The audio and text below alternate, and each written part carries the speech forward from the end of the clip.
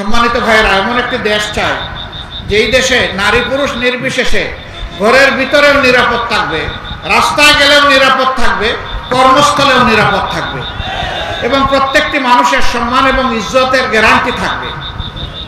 আজকে অনেকে ইসলামী দলগুলোর ব্যাপারে অপপ্রচার করে যে এরা যদি ক্ষমতায় যায় তাইলে মা বোনদেরকে আর গড় থেকে বের হতে দিবে না।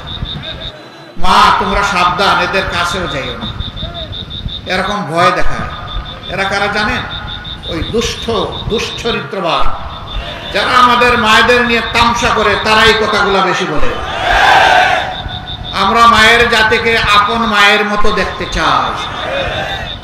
দুনিয়ায় দুইজন মানুষ ছাড়া সমস্ত মানুষ এসেছে মায়ের পেট দিয়ে, হযরতে আদম আলাইহিস সালাম এবং হযরতে হাওয়া আলাইহিস সালাম। বাকি আমরা সবাই দুনিয়ায় এসেছি মায়ের পেট দিয়ে। সেই মাদেরকে আমরা শ্রদ্ধার আসনে রাখতে চাই।